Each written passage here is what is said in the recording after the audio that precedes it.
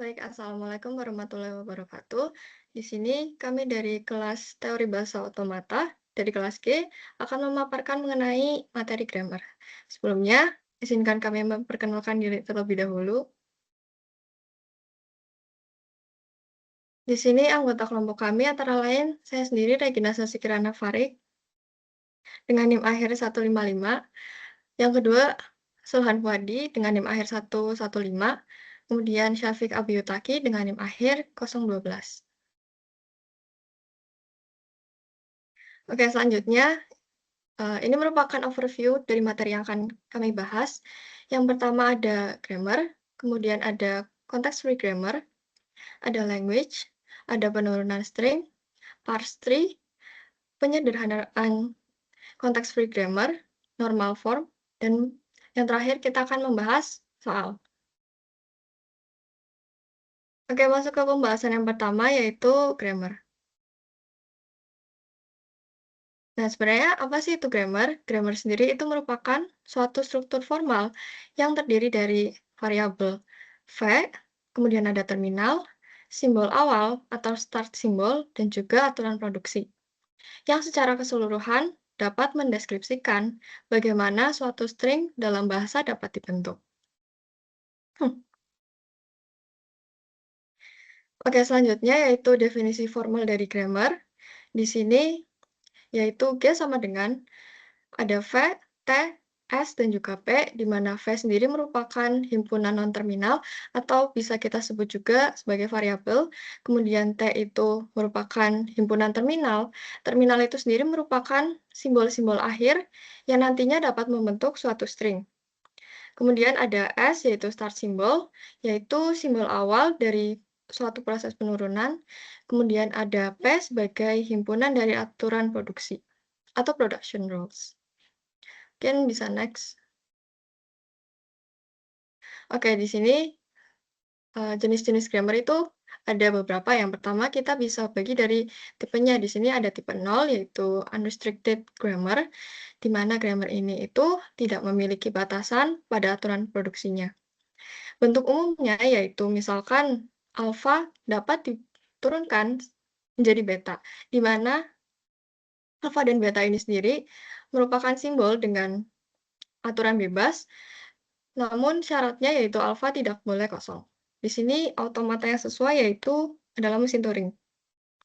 Kemudian yaitu tipe 1 adalah Context Sensitive Grammar atau CSG, di mana aturan produksinya harus memenuhi batasan bahwa panjang string pada sisi kanan minimal sama dengan panjang string pada sisi kiri.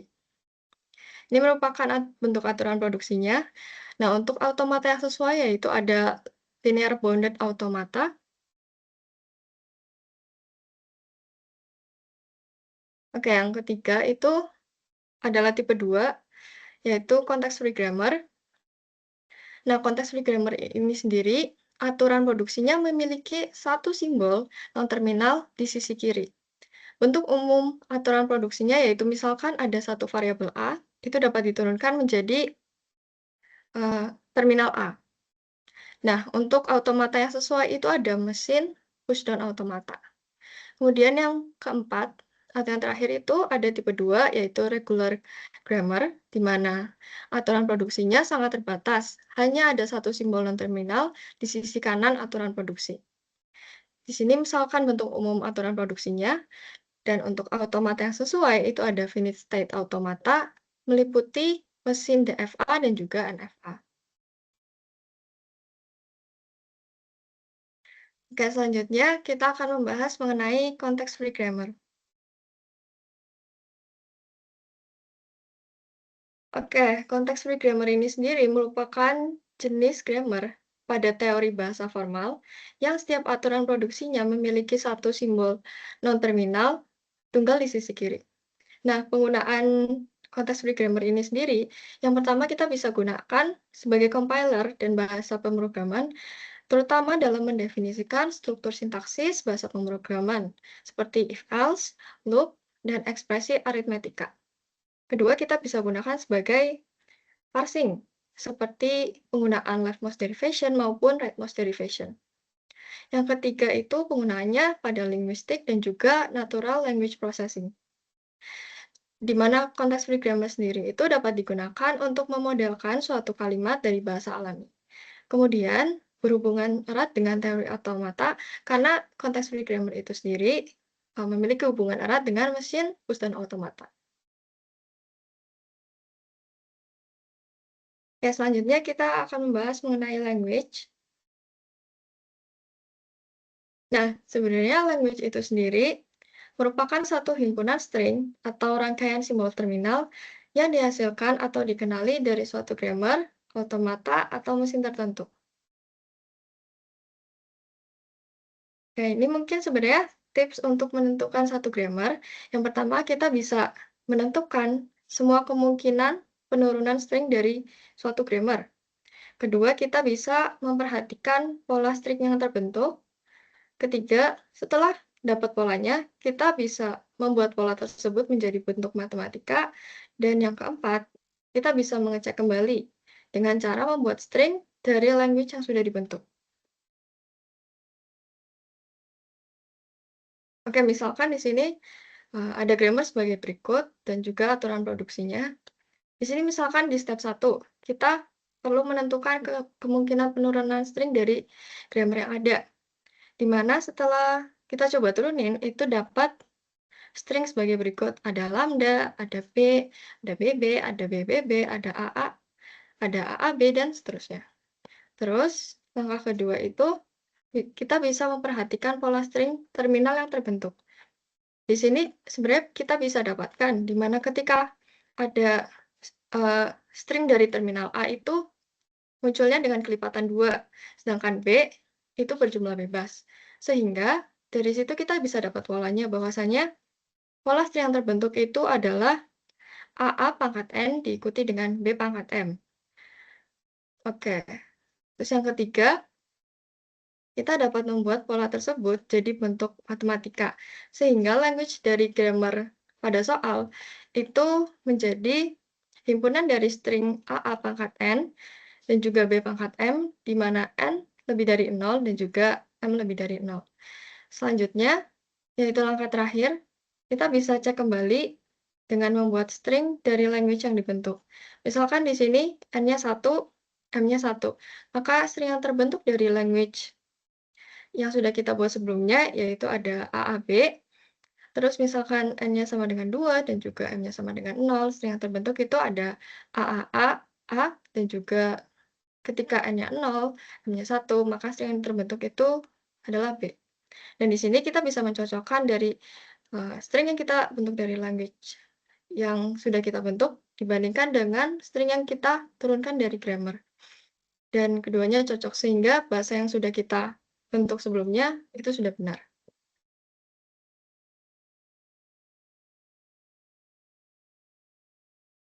Oke, selanjutnya itu masuk ke penulisan language. Yang pertama ada, kita bisa nulisin dengan enumerasi atau daftar eksplisit. Kita bisa menyebutkan semua string yang termasuk dalam bahasa secara langsung atau eksplisit. Misalkan di sini L sama dengan himpunan dari A, B, AB, dan juga BA.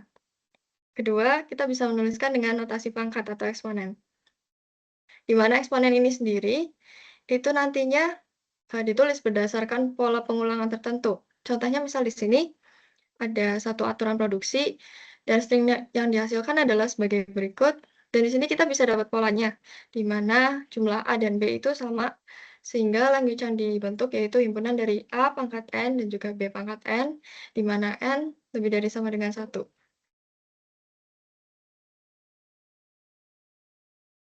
Dan selanjutnya ada client star, di mana client star ini sendiri digunakan untuk menyatakan pengulangan pola sebanyak minimal 0 kali atau lebih. Misalkan di sini L sama dengan A clean star. Jadi anggota dari string yang terbentuk itu ada lambda, A, AA, dan seterusnya. Terus di sini ada clean plus, di mana clean plus sendiri itu mirip dengan clean star, tapi bedanya pola yang muncul itu minimal 1. Di sini anggota yang terbentuk itu ada 01, 0101, dan seterusnya. Oke, selanjutnya itu ada union. Nah, union itu sendiri dipakai untuk menggabungkan 2 atau lebih bahasa. Misalkan di sini ada L sama dengan himpunan dari A pangkat N, B pangkat N, di mana N lebih dari sama dengan satu juga digabungkan atau diunionkan dengan, himpunan dari string AB pangkat N, di mana N lebih dari sama dengan satu. Jadi nantinya L ini bisa berisi string-string yang mengikuti pola AN pangkat AN, BN, dan juga atau string yang mengikuti pola AB pangkat N, maupun keduanya. Kemudian kita bisa juga melalui deskripsi karakteristik. Jadi, kita menyatakan ekspresinya secara langsung. Misalkan di sini, L sama dengan himpunan dari W, di mana W itu terdiri dari huruf A dan B. Oke, selanjutnya kita akan bahas mengenai penurunan string. Yang pertama itu ada leftmost derivation atau penurunan paling kiri, di mana proses penurunan ini setiap kali kita memilih variabel untuk diturunkan, kita akan memilih variabel yang paling kiri untuk diturunkan terlebih dahulu. Contohnya misalkan ada aturan produksi sebagai berikut. Nah, misalkan kita mau membentuk string AAB, kita misalkan mulai dari start simbol yaitu S. Sini S diturunkan menjadi AB. Setelahnya, kita memilih variabel A untuk diturunkan terlebih dahulu karena letaknya paling kiri. Kita turunkan menjadi 2 terminal A dan juga satu variabel A. Setelahnya, kita turunkan kembali variabel A menjadi lambda, kemudian maka string yang terbentuk itu ada AA dengan variabel B. Setelahnya kita turunkan variabel B menjadi variabel B dan terminal B. Setelahnya di sini kita turunkan variabel B menjadi lambda, sehingga hasil akhirnya yaitu HAB.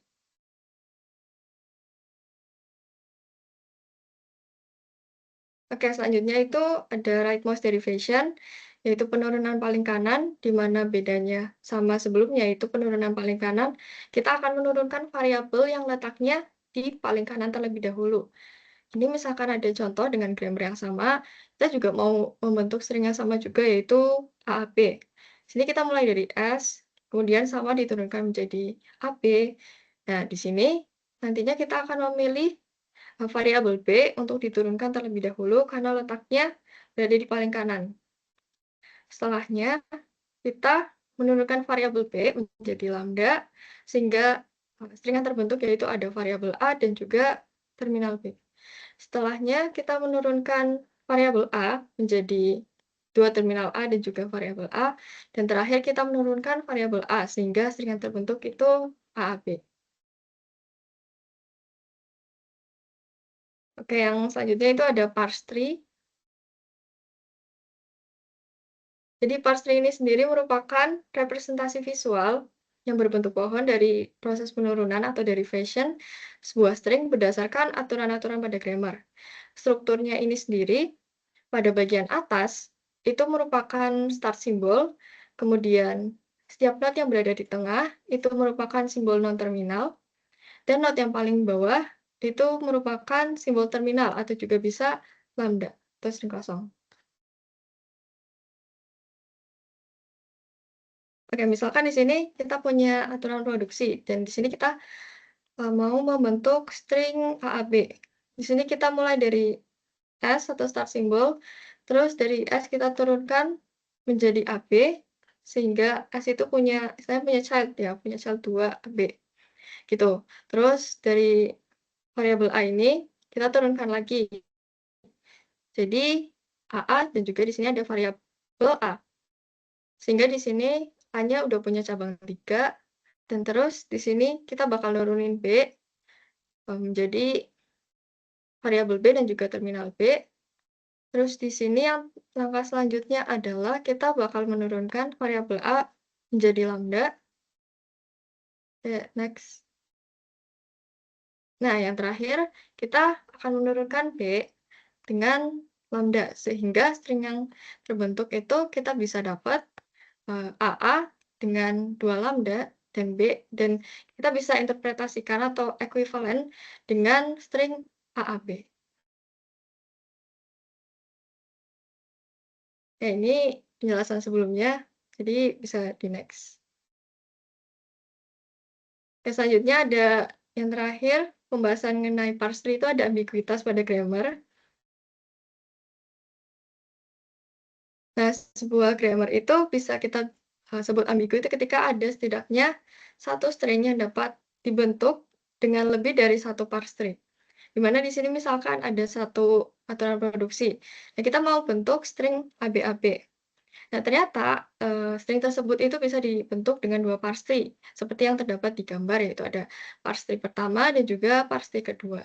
Oleh karena itu, aturan produksi ini dan juga grammar ini itu bisa disebut ambigu.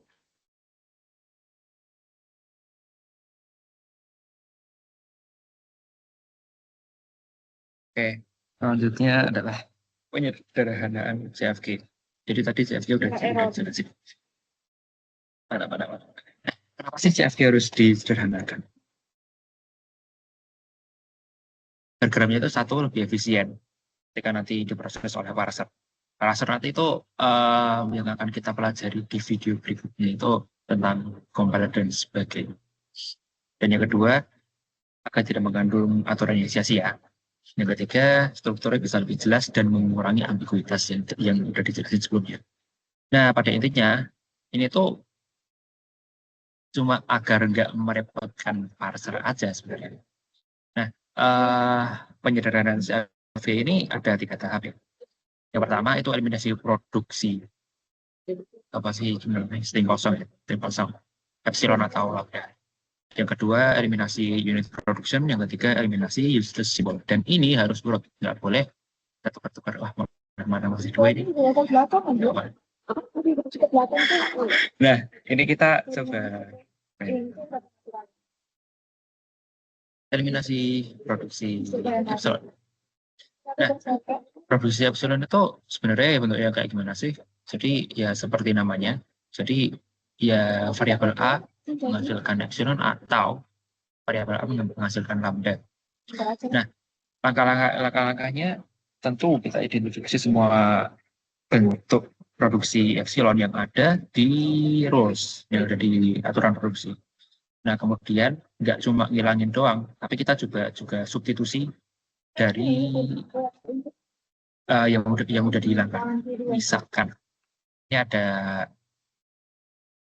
S, misalkan AB, misalnya ada epsilon, dan B misalkan B. Nah, ini yang kapan kita hilangnya kan yang ini kan, yang ada epsilonnya. Ketika ini dihilangkan, kita cari yang variabel yang menghasilkan A itu apa. Jadi kita taruh kombinasi kalau misalkan A ini dia, jadi hasilnya kayak gini. S itu nggak cuma menghasilkan B doang, tapi kalau misalkan A-nya hilang, dia akan menghasilkan B saja. Nah, ini untuk catatan. Jangan menambahkan sembarangan aturan string kosong yang baru. Kecualiannya, misalkan untuk start simbol, bila bahasanya memang memuat epsilon. Nah, yang kedua, tahapan eliminasi unit production. Nah, ini tuh bentuknya sesimpel ini ya. Jadi, variabel satu menghasilkan satu variabel lain. Caranya pasti kita identifikasi dulu, terus kita duplikasi aturan non-unit dari B ke A. Jadi misalkan ini A menghasilkan B. Nah, di tempat-tempat lain yang variabel yang menghasilkan A, kita akan ganti dengan apa yang dihasilkan oleh A. Terus baru kita hapus, contohnya ada di sini. Ini kan dari ini ya, dari A ini menghasilkan B. Jadi kita cari nih variabel mana yang menghasilkan A. Ini kan ada S ini. S-nya kita ganti sama B. Nah, sementara kan S menghasilkan B. Nah, B ini juga harus diganti dengan apa yang dihasilkan oleh variabel B. Jadi hasilnya Nah, selanjutnya eliminasi useless symbol. Ini sebenarnya agak tricky, cuma kalau bisa sih. Nah, kita dari apa sih namanya? Definisi terbalik ini. Simbol yang berguna, useful symbol itu ada 2 syarat. 1 produktif, 2 terjangkau. Produktif itu artinya itu menghasilkan pada akhirnya variabel itu akan menghasilkan terminal. Dan yang kedua terjangkau. Dia ada dua fase. 1 cari variabel yang produktif dulu, tandain mana yang produktif. Terus yang kedua kita akan cari variabel yang terjangkau dengan S. Nah, selain yang memenuhi 2 syarat tadi, kita hapus semuanya. Misalkan ini, jadi ini langsung aja. Ini kalau dilihat itu nggak terjangkau dari start symbol. Jadi kalau misalkan ini dijalankan mau dia milih A, B, atau C, itu tetap nggak akan ke reach gitu. Jadi kita hilangnya di sini karena dia termasuk useless symbol. Selanjutnya, normal form. Nah, tadi kan udah sederhana. Kenapa sih harus dinormalin? Satu, penyederhanaan itu cuma membersihkan gambar. Dan yang kedua, normal form itu dibutuhkan untuk algoritma parsing formal. Dan yang ketiga, normal form itu mempermudah pembuktian teoritis. Dan keempat, form membuat gambar minimal dan terstandar. Lagi-lagi ini sebenarnya tentang tidak berbuka kata pasar. Nah, selanjutnya, wah, belum rapi lagi. Coba. Nah, normal form itu sebenarnya bentuk standar dari CFG ya. Jadi ini adalah aturan bakunya. Berarti kita awali ngomong belibet, disederhanakan jadi CFG dan dibakukan jadi normal form ya. Nah, di sini kita ambil dua jenis normal form. Ada satu Chomsky normal form atau CNF, dan kedua Greenberg atau namanya apa atau GNF. Nah, ini yang pertama, Chomsky normal form. Chomsky sebenarnya siapa sih? Ini kalau FYI ini sosok di balik CFG itu dia. Nah, rules-nya itu cuma ada dua ya. Sebenarnya satu sih. Semua roles anggota dari isi dari rules production itu harus menghasilkan dua variabel atau variabel itu menghasilkan satu terminal. Nah, ini sebenarnya buat apa sih? Itu ini untuk algoritma CIK. Terus bisa membuat derivation tree jadi biner juga. Jadi kan ada yang dari yang dijelaskan di Kina itu jadi 3, jadi berapa. Nah, ini itu bisa membuat derivation tree jadi biner. Jadi gampang untuk dianalisis. Terus untuk pembuatan formal ini ya lagi-lagi lebih gampangin parsingnya. Terus ini juga efisien untuk parsing bottom. Nah, yang kedua itu normal form dari Gray-Batch normal form. Gimana ini rules-nya? Cuma sesimpel variabel A menghasilkan satu terminal di awal dan 0 atau lebih variabel di belakangnya. Jadi buat apa sih sebenarnya? Ini tuh tadi kan buat parsing bottom up. Ini efisien buat parsing top down. Terus yang kedua, ini akan memastikan tiap langkah derivasi itu selalu mengkonsumsi satu input. Ini juga jadi awal bukan awal yang mencerminkan cara kerja PDA. Lanjut Mas Sulhan.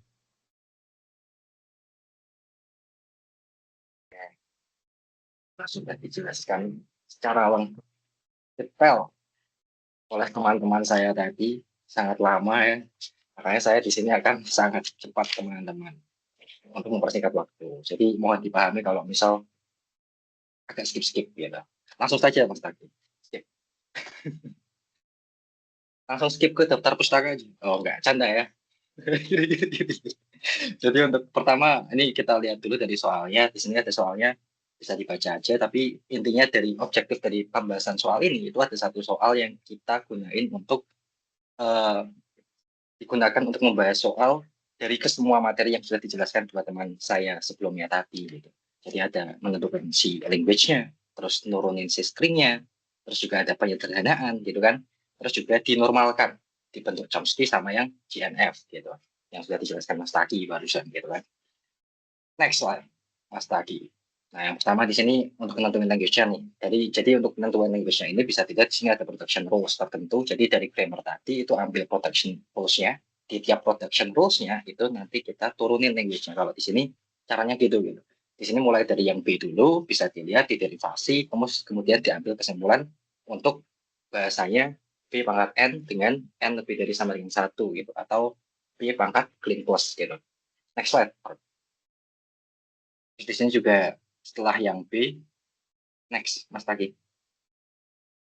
Nah, yang B terus yang A juga, ini juga sama gitu, diturunin terus didapetin tuh A, ini A clean star ya teman-teman. Jadi A pangkat bintang gitu dengan N lebih dari sama dengan 0 gitu kan.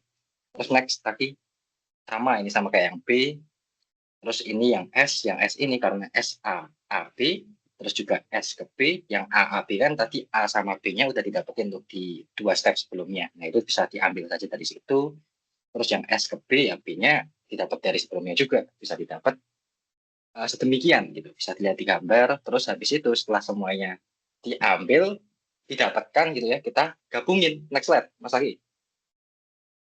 Digabungin di sini ada union ketua KIS, dapatnya tuh yang paling atas itu LG gitu kan. LG bukan company Korea ya, ini LG language grammar-nya gitu. Bisa dilihat kayak gini yang bisa disederhanain jadi A pangkat N, B pangkat M, N lebih dari 0, bla bla bla bla. Ini sama aja karena kalau digabungin yang B pangkat M ini itu kan sama aja A pangkat 0, B pangkat M, di mana nolnya si A-nya ini sama dengan N sama dengan nolnya dari language yang awal. Jadinya kalau di merge di sederhanainnya bisa kayak gini dengan interpretasinya dan contoh stringnya bisa dilihat di gambar juga. Next slide Mas lagi. Nah sekarang untuk leftmost derivation atau penurunan ya. Dari sini bisa dilihat ini simple aja, yang penting itu paling kiri. Prinsipnya bisa dibaca ya. Terus juga kalau bisa dilihat dari SAB itu paling atas, yang diturunin itu bukan B yang paling kanan tapi yang paling kiri, yaitu si A-nya gitu. Makanya yang di bawahnya setelah SAB itu jadinya A besar, A kecil, terus B. Itu kan hasil derivasi dari atasnya, dari A-nya gitu. Penjelasannya ada, gitu terus sampai turun. Gitu. Yang paling kiri yang diturunin dulu sampai akhirnya menghasilin derivation atau variabel paling yang dipengen gitu. Hasil yang dipengen atau result yang dipengen. Next slide tadi. Nah, yang tadi kan leftmost, sekarang yang rightmost. Ya simple, sama aja gitu. Prinsipnya kalau yang tadi yang paling kiri, sekarang yang paling kanan gitu kan. Yang tadi kalau SA, AB ini yang kiri, yang A, yang sekarang itu yang B. Berarti yang paling kanan kan yang B. Jadinya SA, A besar, B besar, kan baris 2, terus habis itu B. Jadi yang B besar, yang kanan, variabel kanan yang diturunin. Itu sampai bawah juga kayak gitu, teman-teman.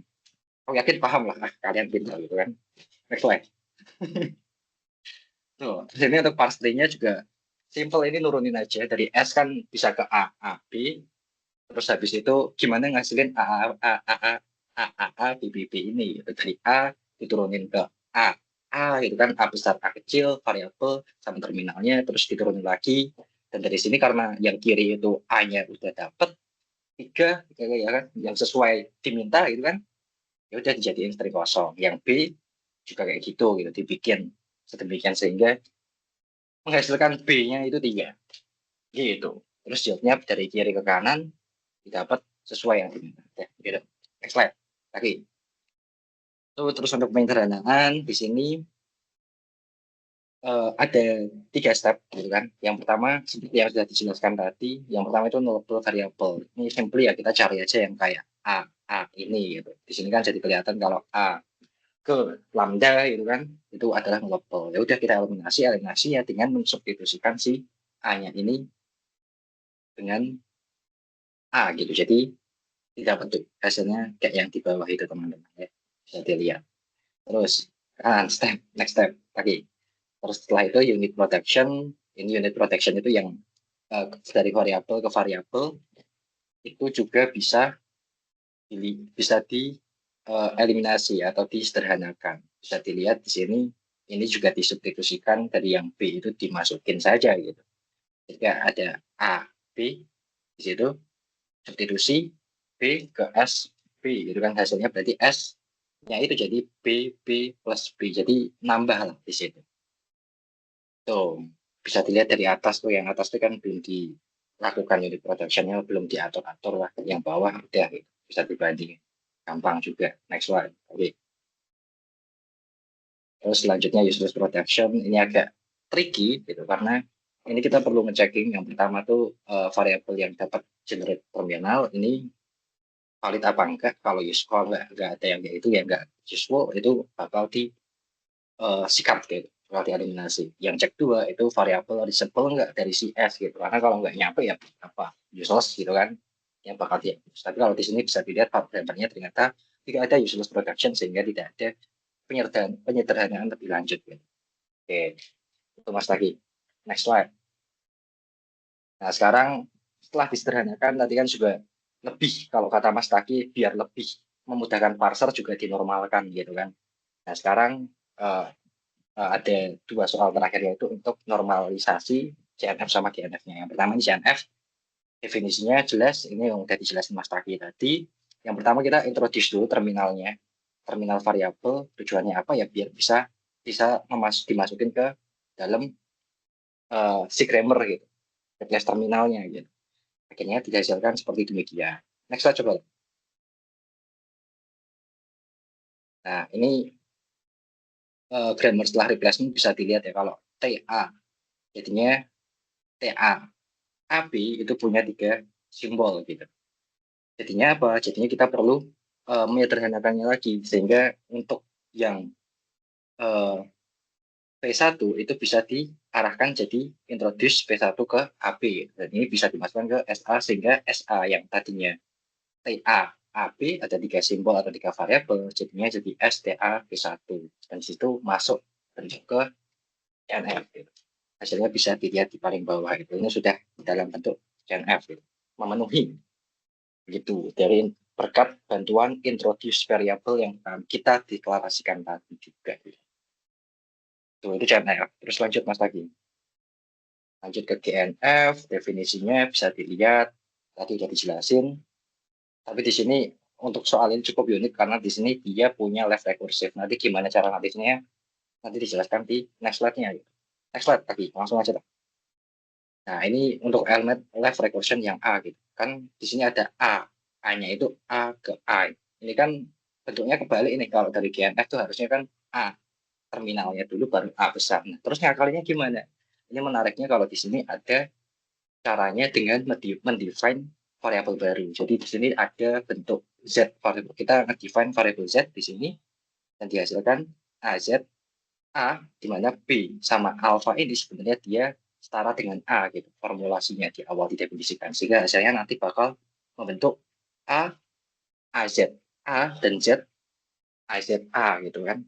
Dan ini kalau diverifikasi dari production rules yang di atas tadi, yang dia ada left recursion dengan bentuk yang 2 production rules ini, itu setara gitu, language itu. Lanjut tak? Yang AA, yang BB ini juga bentuknya sama, intinya sama kayak yang sebelumnya. Next saja. Terus ini fix as BB. Nah ini BB ini juga kita perlu diakali gitu. Karena kalau dilihat bentuknya itu dia tidak dimulai dengan terminal, sehingga perlu diakali lah di sini gitu. Dan di sini diintroduce variabel untuk terminal terakhir juga, sehingga di akhir itu ketutup juga. Jadi ketutup simbol semua, walaupun tadi akali sekali ternyata belum cukup. Akhirnya dibikin variabel TPB, sehingga didapatkan bentuk seperti di bawah itu teman-teman hasilnya. Next slide lagi. Nah ini untuk grammar dalam GNF finalnya bisa dilihat ini sudah memasuki, sudah sesuai dengan bentuk form yang didefine atau yang dijelaskan sebelumnya sama teman saya tadi, Mas Syafiq Abiyutaki, teman-teman, ketua Digit. Next slide. Nah, ya itu saja ya dari kami, itu sudah. Dan di sini ada daftar pustaka yang mendasari penjelasan kami yang panjang, lama, dan daging ini. Next slide lagi. Dan itu saja mungkin dari kami, dari kelompok TBUG. Kelompok dari kelas TBUG. Syafiq, Regina, Sulhan, izin pamit. Sekian, terima kasih. Wassalamualaikum warahmatullahi wabarakatuh.